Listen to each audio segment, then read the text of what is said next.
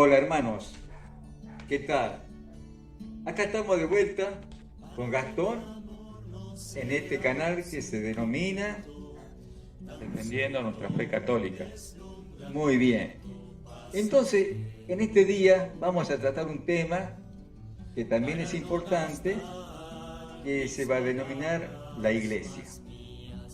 Y como siempre, para comenzar este tema tenemos que poner en presencia del Espíritu Santo. Así que vamos a comenzar la oración. ¿Estamos listos? Ok. Bueno, en el nombre del Padre, del Hijo y del Espíritu Santo. Amén. Santo y Divino Espíritu, Santo y Divino Espíritu, destruye en mí destruye en mí toda pereza espiritual, toda pereza espiritual, toda duda, toda duda, todo miedo. todo miedo.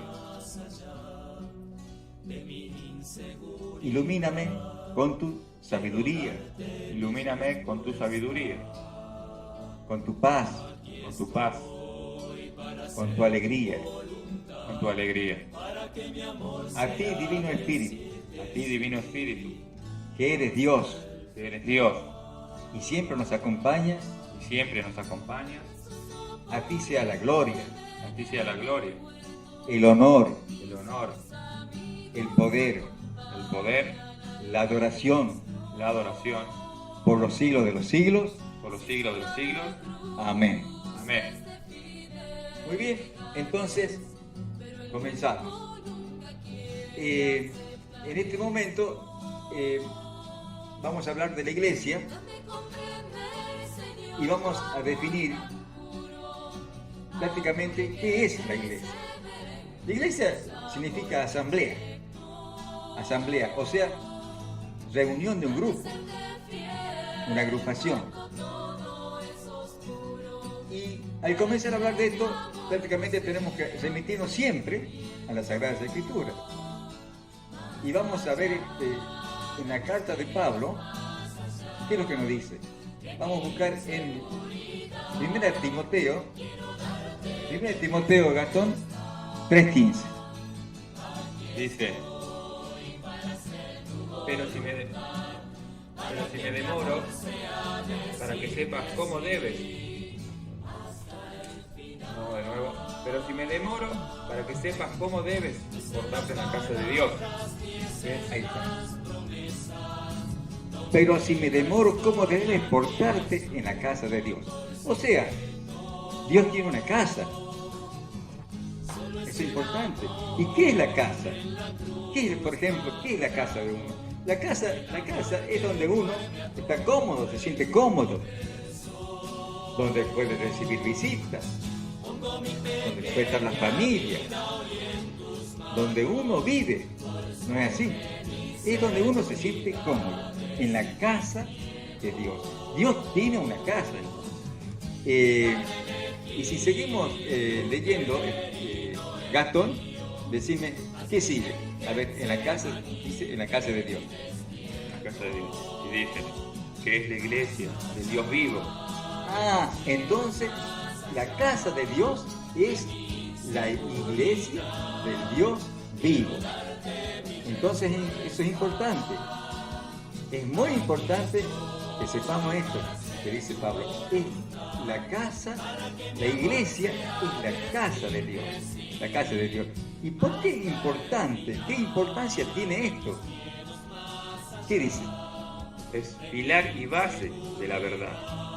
Ah, entonces, porque es pilar y base de la verdad. Bueno, eso es importante que sepamos, que Dios tiene una casa y que es la iglesia, que es pilar y base de la verdad. Y esto tiene su importancia, el conocer esto, porque muchos dicen, bueno, mira, Dios no tiene casa, Dios no tiene iglesia. Pero acá vemos claramente que Dios sí tiene una iglesia. Y la importancia que tiene, que es pilar y base de la verdad. Entonces yo quiero estar en esa iglesia que es verdad, que es pilar. O sea, que sostiene, pilar y base de la verdad. Yo quiero estar en esa iglesia. Entonces, bueno, y veamos porque también van a decir, no, yo a Dios directamente yo me comunico con Él, no me hace falta ir a una iglesia. Dicen muchos, ¿no? Dicen, no hace falta yo que vaya a la iglesia, total yo me comunico con Dios, si me escucha, si le rezo, muy bien, y si no, bueno, le pediré perdón hasta que Él me escuche. No hace falta estar en una iglesia, no hace falta ir a un templo, no hace falta estar con los curas, no, porque no es importante. Bueno, tendrá Dios su casa, pero tampoco es más importante. Y vemos qué es lo que sigue diciendo la Escritura. Vamos a buscar en Efesios, ahora en Efesios, Gastón, vamos a buscar en Efesios 3:20. ¿Qué es lo que nos dice?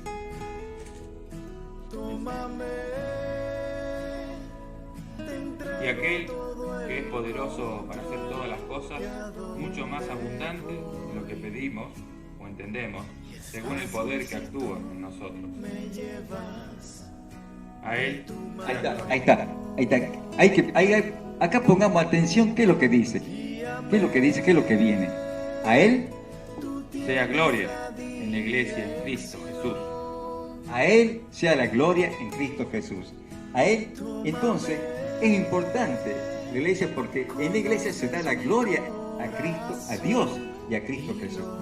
Entonces, eso tenemos que tener, pero muy bien en claro, que a Dios se le da la gloria en su casa, que es la iglesia, ¿no es cierto?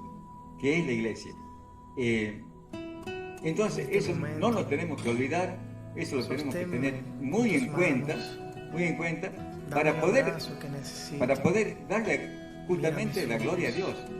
No es como uno quiere que le va a hacer en cualquier lado, que le va a dar, no, se le da la gloria en la iglesia.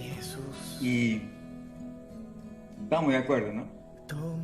Y bueno, cuando se le da la gloria, también podemos seguir viendo qué es lo que nos dice Pablo, en las cartas de Pablo, ¿no es cierto? Vamos a ver, en la carta de... vamos a seguir yendo con Efesios, ¿no es cierto? Vamos a ver Efesios. Si vemos en la carta de Pablo en Efesios, capítulo 5, versículo 23, ¿qué nos dice? ¿Qué es lo que nos está diciendo Pablo acá? Dice, porque el marido es cabeza de la mujer, así como Cristo es cabeza de la iglesia. Miren cómo compara, ¿no? Pablo acá. Cristo es cabeza de la iglesia, o sea, Cristo tiene una parte importante en la iglesia, es cabeza de la iglesia. ¿Qué más? La cual es su cuerpo. Entonces la iglesia es su cuerpo. Cristo tiene un cuerpo y Él es la cabeza del cuerpo de la iglesia. O sea, miren qué importante, ¿no? O sea que la iglesia la compara con el cuerpo. O sea, nosotros somos parte de la iglesia, parte del cuerpo de la iglesia. No es como muchos dicen, yo soy iglesia. Usted está viendo esto, escuchando, usted también dice, yo soy iglesia. No, porque si en un caso yo me muero, usted se muere, la iglesia se acaba. No, formamos parte del cuerpo de la iglesia, cuya cabeza es Cristo. ¿Qué más dice Gastón? Y Él es su Salvador. Y Él es su Salvador. El Salvador de la iglesia es el mismo Jesús. Y a ver si nos puede iluminar un poquito más. ¿Qué es lo que dice más del Evangelio? Continúo con el 24. No, a ver, ¿qué dice el 24? ¿Qué dice el 24? Así que como la iglesia está sujeta a Cristo, así también las casadas lo están a sus maridos en todo. Entonces da un ejemplo que tiene que estar la iglesia sujeta a Cristo, como el marido y la mujer están sujetas al varón. Maridos, amad a vuestras mujeres, así como Cristo amó a la iglesia. Así como Cristo ama o amó a la iglesia. Entonces tenemos claro acá que Cristo ama a la iglesia, ama a la iglesia. A ver, vamos directamente al versículo 29. 29 dice, porque nadie aborreció jamás a su propia carne, sino que la sustenta y la cuida, como también Cristo a la iglesia. Entonces, Cristo la sustenta, o sea, la alimenta. y la cuida. O sea que tenemos acá puntos importantes que dice Pablo. Cristo es cabeza de la iglesia, Cristo ama a la iglesia, Cristo la sustenta o la alimenta, y lo más importante también, la cuida. Entonces, si uno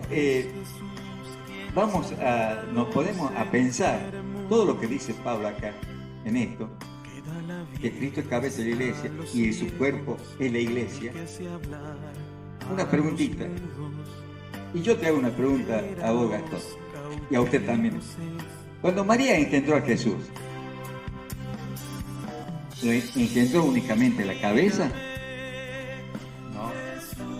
Todo el cuerpo, Jesús entero. Todo tu cuerpo. Entonces, ¿qué nos está diciendo?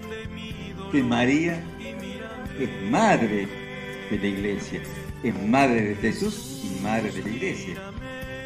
¿Ah? Entonces, eso también tenemos que tener en cuenta, eso se cae de maduro lo que quiere decir también acá.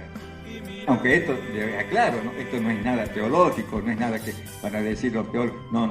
Esto lo saco directamente de lo que está diciendo Pablo. Ahora, Pablo, fíjense,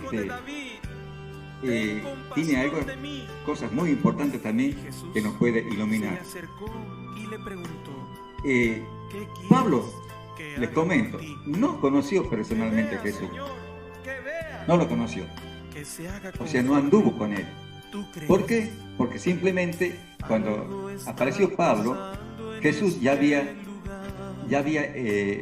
había resucitado y había ascendido a los cielos. ¿Y qué hizo Pablo? Comenzó una encarnizada lucha, una persecución a los cristianos, a los discípulos, ¿no es cierto? Vemos acá, lo vamos a ver esto en Hechos,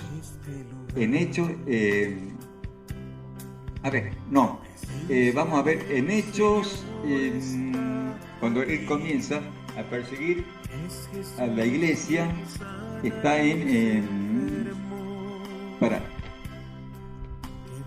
cuando él dice que persigue la iglesia, que él dice que a su vez dice que es un aborto de la iglesia. ¿Por qué dice? Porque él perseguía a la iglesia de Dios. Él decía eso. Él se sentía mal, dice, me siento el último de los apóstoles, porque perseguí a la iglesia de Dios. Y fíjese, eso dice Pablo. Y si nosotros vamos a ver en Hechos capítulo 9, versículo 3, cuando Pablo va camino de Damasco y tiene la conversión. A ver qué es lo que dice, leemos un poquito. Dice: mas yendo por el camino, aconteció que al llegar cerca de Damasco, repentinamente le rodeó un resplandor de luz del cielo, y cayendo en tierra, oyó una voz que le decía: Saulo, Saulo, ¿por qué me persigues? Ahí está. Miren, este es un hecho curioso, ¿no? Le dice a Pablo o Saulo, ¿por qué me persigues? El hecho curioso es que Pablo no lo perseguía a Jesús. ¿Por qué? Porque uno no lo conoció personalmente, como le dije anteriormente, no lo conoció. Pero, ¿cómo será que Jesús se identifica tanto con la iglesia que él se dice: a mí me estás persiguiendo? ¿Y sigamos con la lectura? Dice: ¿por qué me persigues? Él dijo: ¿qué eres? ¿Quién eres, Señor? Y él dijo: yo soy Jesús, a quien tú persigues. Yo soy Jesús, a quien tú persigues. ¿Se dan cuenta? Entonces, Cristo se identifica tanto con la iglesia que él mismo se siente que es la iglesia. Porque si no, no le diría esas palabras. Bueno, ¿por qué persigue la iglesia? Directamente le decía. No, ¿por qué me persigues? Le dice Jesús a Pablo. Entonces, muy bien, por eso es que Pablo se siente que él directamente perseguía a la iglesia y es perseguirlo a Cristo. Y por eso él se sentía el último de los apóstoles. Muy bien, y hablando de iglesia, entonces, la pregunta del millón: ¿A cuál iglesia nos estamos refiriendo? ¿A qué iglesia nos estamos refiriendo? Nos referimos a la iglesia de los pentecostales, de los otros hermanos de otras denominaciones cristianas. No. ¿Es así o no? No creo. ¿Por qué? Porque Jesús funda una iglesia y la fundó hace 2000 años. Y las otras denominaciones cristianas no tienen más de 200 o 300 años. Por la sencilla razón que Lutero, el reformador, él viene en el año 1520 que se separa de la iglesia. Y a partir de ahí nacieron las otras denominaciones cristianas. ¿Y en qué parte Jesús funda una iglesia? Vamos, esto lo vemos claramente en Mateo 16, 18.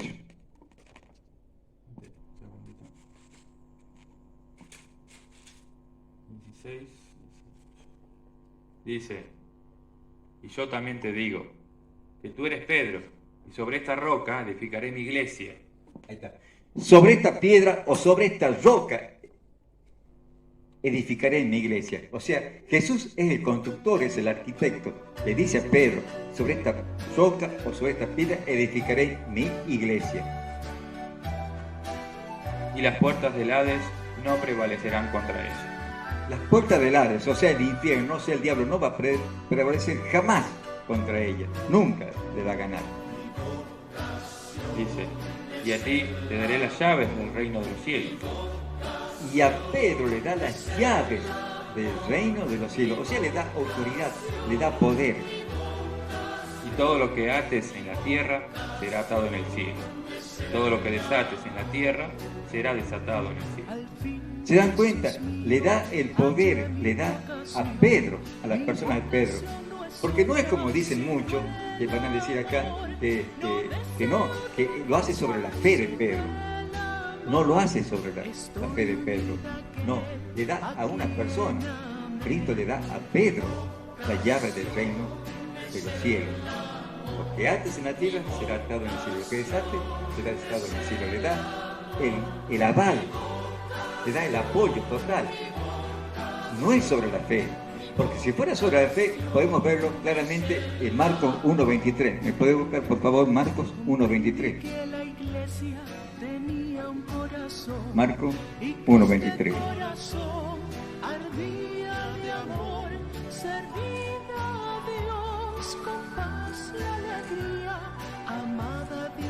Acá Jesús en Marcos 1.23 se encuentra con un endemoniado. Y vamos a ver qué diálogo se establece con él, con el mismo diablo en persona. Aquí vamos, Marcos capítulo 1, versículo 23. Pero había en la sinagoga de ellos un hombre con un espíritu inmundo, que dio voces, diciendo, ¿qué tienes contra nosotros, Jesús de Nazareno? ¿Qué tiene contra nosotros? Le dijo el mismo diablo, contra nosotros, ¿no? No dijo contra nosotros, porque parece que tenía una legión de diablos adentro. Dice, ¿has venido para destruirnos? ¿Has venido para destruirnos? Sé quién eres, el santo de Dios. Sé que quién eres el santo de Dios. O sea, ahí hace una profesión. El mismo diablo que dijo que cuando te conozco eres el santo, eres santísimo, el hijo del Dios vivo.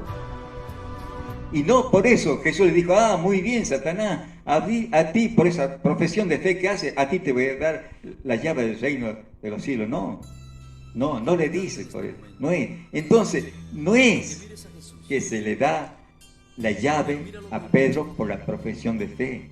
No. Se le da directamente a la persona de Pedro. ¿Y quién es esa iglesia que a través de los siglos, que a través de los años, desde el año 2000, desde el año 30 hasta ahora, hasta el 2000, tiene esa llave? Tiene Pedro. O sea, ¿cuál es la iglesia que tiene la sucesión del Papa, de Pedro? La iglesia católica. El último Pedro que tenemos, el último Papa que tenemos en este momento es Francisco. O sea, claramente se le da esa a la iglesia, que la casa de Dios. Esa es la iglesia de Dios. Porque Jesús funda una iglesia. Funda.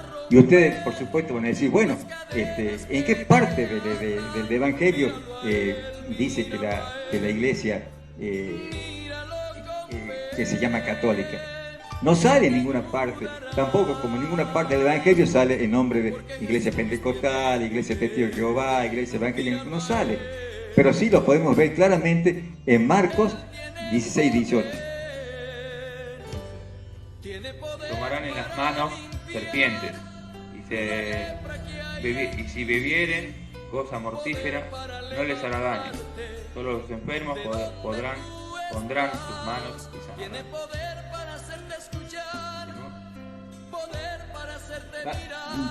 A ver unos capítulos altos, fíjate en Marcos 16, 15. Marcos 16, 15.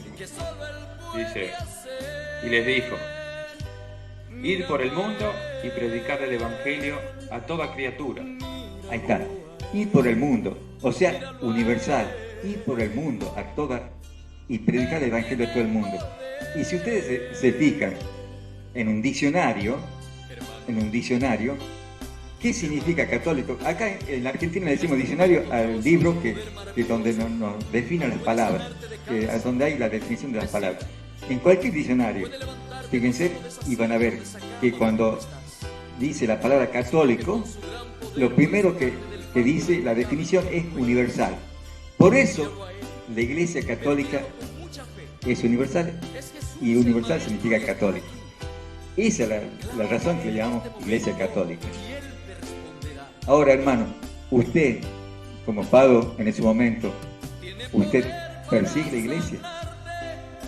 Usted sabe la iglesia que está persiguiendo cuando le llama iglesia ramera, iglesia que es prostituta. ¿Sabe a qué iglesia la está persiguiendo? Bueno, usted se va a dar cuenta solo a qué iglesia persigue. Le digo a usted que no coincide o no está con la iglesia nuestra y siempre está persiguiéndola. Usted va a decir, bueno, pero la iglesia católica es pecadora, es todo. Sí, la iglesia, por supuesto, la iglesia es pecadora porque está formada por hombres. Y todos somos pecadores. Todos somos pecadores. Y si no, todas las iglesias pecan. Yo, usted, todos somos pecadores. Hasta el mismo Papa peca. Y si no, veamos qué es lo que nos dice Juan, en la Sagrada Escritura, en 1 de Juan 1:8. Hace el favor buscar. Sí, dice, si decimos que no tenemos pecado, nos engañamos a nosotros mismos, y la verdad no está en nosotros. Entonces todos somos pecadores. ¿Se entiende? Todos somos pecadores. Muy bien, hermanos, esto les queríamos mostrar. Y bueno, espero que haya sido de su agrado. Y si le gustó, ya saben, denle un like o denle un me gusta y se puede suscribir para que le lleguen notificaciones. Así que bueno, que el Señor nos bendiga, nos guarde todo mal y nos lleve a la vida eterna. Amén. En nombre del Padre, del Hijo y del Espíritu Santo. Amén. Hasta pronto, hermano.